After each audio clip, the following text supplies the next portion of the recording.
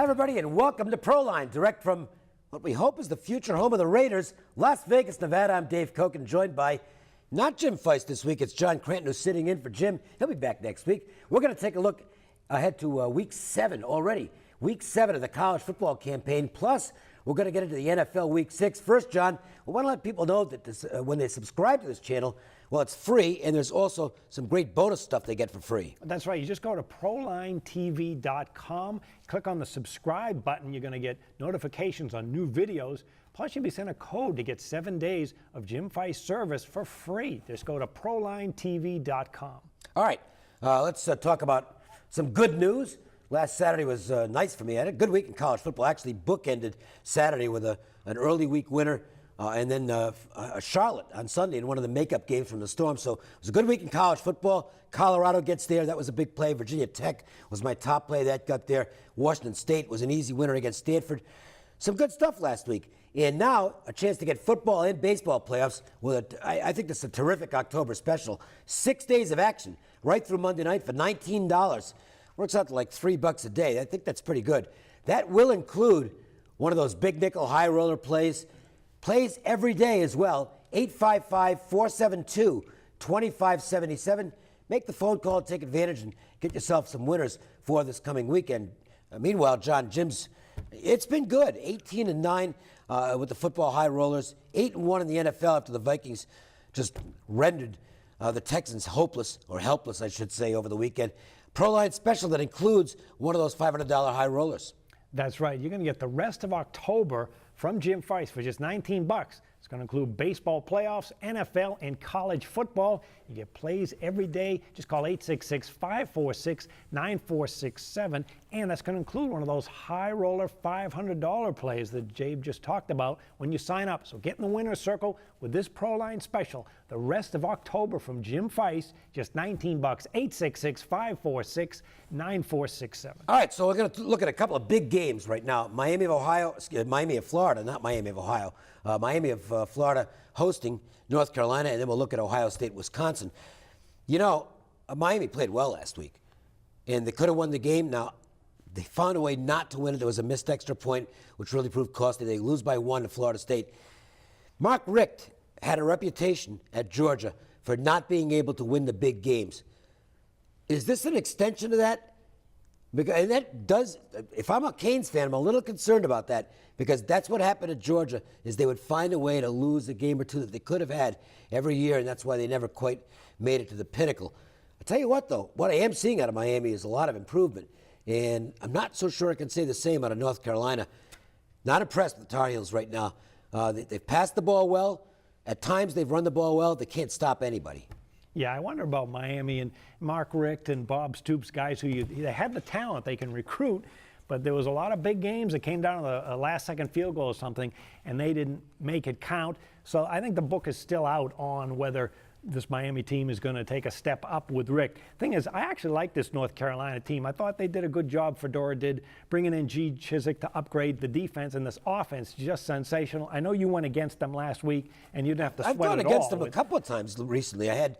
I lost with North Carolina the very first week of the season when they lost, and I'm blanking on who they lost to now. It was an SEC team, but regardless, it doesn't much matter.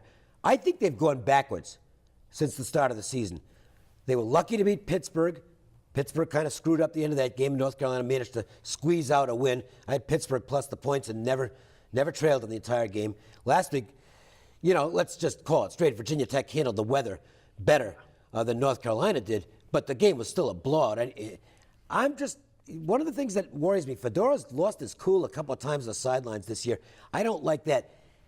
I don't look at this as a real big game for Miami. I think it's a talent game.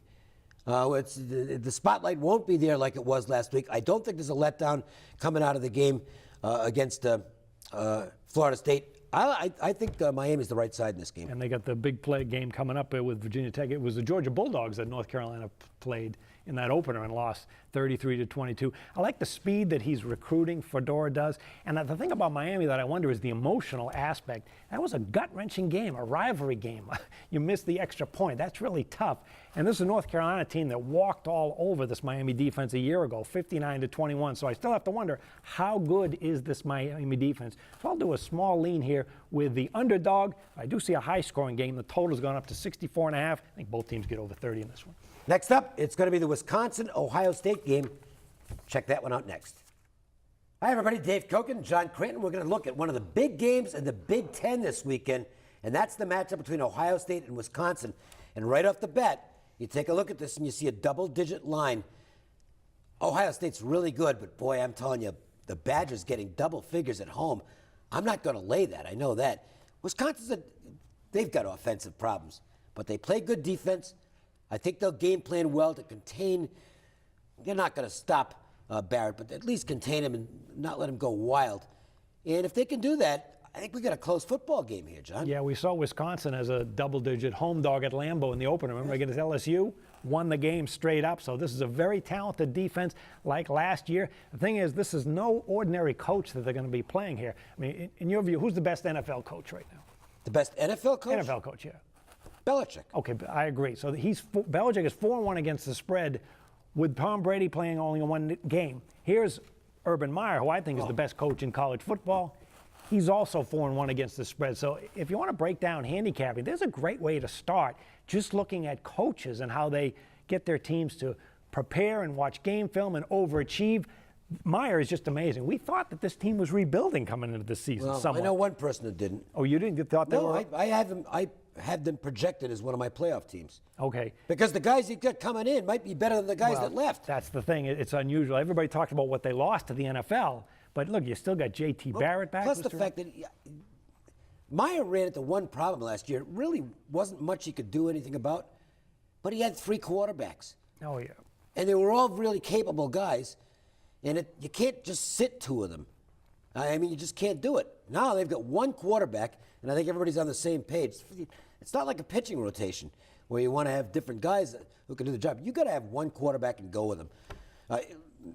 Here's the thing on Wisconsin, and it's why I'm looking at that side here, because the Buckeyes scare the hell out of me. They're amazing. But you also saw Wisconsin, in addition to the LSU game, and you could say, well, boy, Les Miles did a brutal job preparing LSU, and he actually did. But there's that game 2 weeks ago at Michigan, and they got beat only 14-7, and the Wolverines are one of the best teams in the country, too. This tells me Wisconsin can stay on the field with anybody, and as daunting as it is to go against Ohio State, if I play this game, it's going to be Badgers or nobody. And that game was on the road at Michigan. Yeah. To go there and give them a go was really impressive.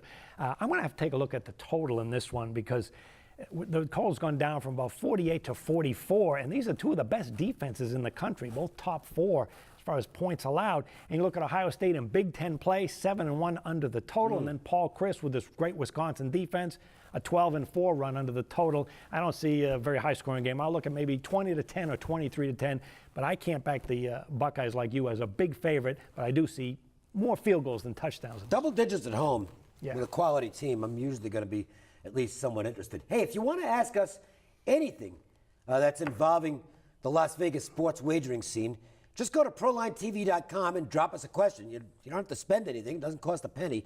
And speaking of not costing anything, be sure to hit the subscribe button to get 7 days of action free. That's right. Plus, you can go to JimFeist.com. There's free stats, articles, videos, Jim's free fast facts, statistics, and plays from the nation's top handicappers, all at JimFeist.com. All right, we're going to look next at NFL Week 6 action, including just what Marvin Lewis doesn't want to see right now. We'll tell you about that next. Time to look at the Bengals and Patriots, one of the big games of this week's NFL Week 6 slate. John Cranton's here. My name's Dave Koken, and let's talk about this matchup. Now, I know that I get lots of things wrong. When you make long-range projections or short-range, you're going to get some right and you're going to get some wrong.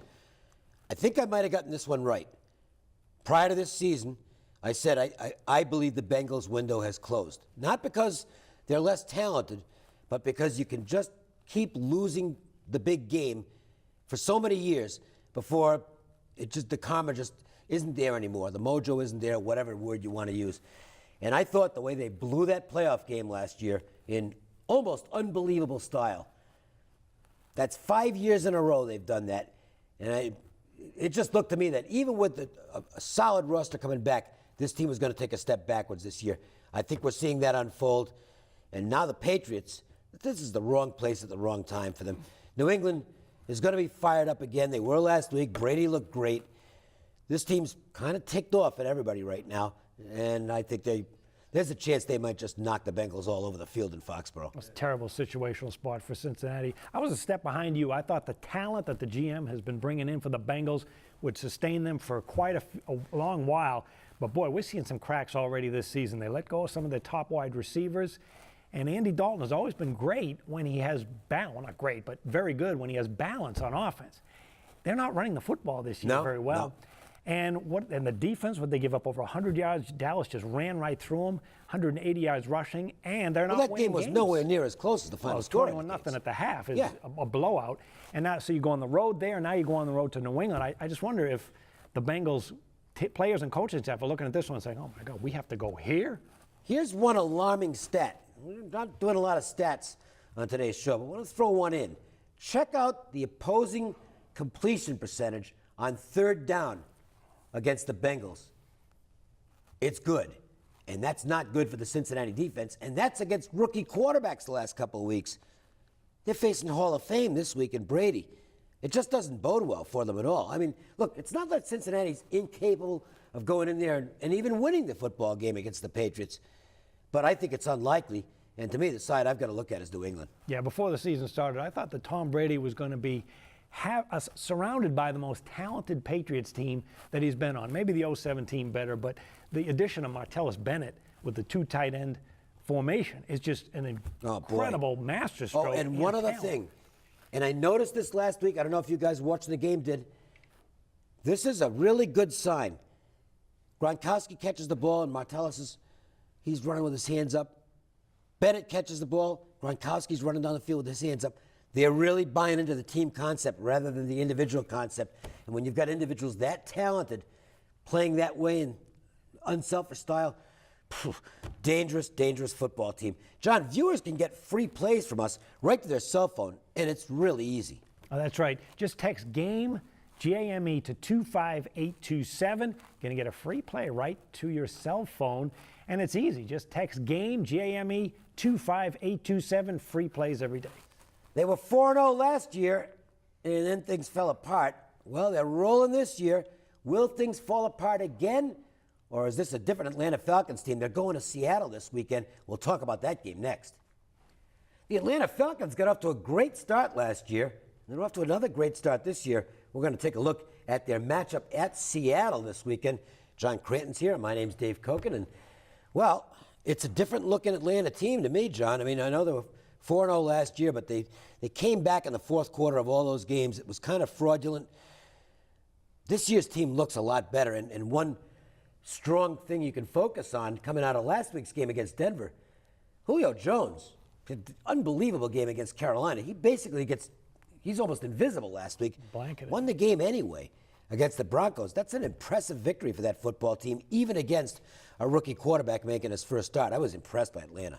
Another good start for this team, and very impressive that they did that without Jones. Thing also impressive is Kyle Shanahan, the offensive coordinator for the Falcons, who really, he figured out a way to slow down Denver. You attack the linebackers, make them run all over the field, and he got the job done. So it was very impressive. Dan Quinn, the head coach, is a defensive guy, so perhaps they have the right mix there. I still want to see them going up against top competition. Okay, they did it last week, but can they do it in this spot? Yeah, I know. Huge. And Dan Quinn going back to where he made his name as a defensive coordinator. Won his ring. With the Seahawks. That's right. He got the jewelry there. This is going to be fun because, Seattle's playing. They were not impressive early on, and a big part of that, I think, was Russell Wilson's inability to be mobile because of the ankle problem. He's pretty much back to normal now. So I think you're going to see a little better Russell Wilson here. There are still some elements of the offense that are shaky on the Seahawks. The defense is playing extremely well, though, and I think they're going to be able to game plan against Atlanta here. Plus, scheduling dynamics, look, they do enter into this. I know Atlanta's playing really good football, but, this is still a second straight long trip for the Falcons. They had to go to Denver in the altitude last week, accomplish that. I don't think they can make it 2 weeks in a row. But the number is still high in this game. I'm tending to look at the under in this contest. You've got some interesting betting information in this game, though. Yeah, we got the ticket percentage is 63 on Atlanta. So clearly that win last week and them playing so well has the public involved. However, the betting line has gone from 5.5 to 6.5 on Seattle. So perhaps it's some sharp guys looking at that number as well. Yeah, I wouldn't be surprised if that's the way it's going to go, because we know that analysts are going to look at this game and factor in those scheduling dynamics. And also, I don't know if penalizing Atlanta is probably not the right term for it, but they're not going to give them full credit for the victory at Denver last week, because it was Paxton Lynch, and he kind of looked lost at times in the game. So, you know, if it sounds like we're making, or I'm making a case that, take the Atlanta win with a grain of salt, I guess I am, but not enough for me to go and lay almost a touchdown. I think I'd rather look at the total in this game. I'm going to look at the total as well. There's big news made about the Atlanta last week getting 6 sacks at Denver. Remember, they only have 10 sacks for the entire season. So that hasn't been a strength for them. However, this is a high total here of 46. This Seattle defense is just sensational. They can stuff the run. They can get after passer. And on Dan Quinn's side of the ball, we know that Seattle's one weakness is this offensive line. Why doesn't he bring the blitz all day long just to test that line? I wonder if he will. I would try it if I was him. There you go. Yeah. Sounds like fun. If you want to get free plays every day on a recorded message, it's very easy. Call 888-478-9222. Yeah, and you can follow Jim Feist on Twitter, Facebook, and Instagram at Jim Feist Sports. Drop Jim a line, too, if you have any questions you want to ask to the Proline panel. And you can follow me on Twitter at Dave Koken, same thing at Facebook. And that's it. Thanks for joining us. We will see you next week with another edition of Proline.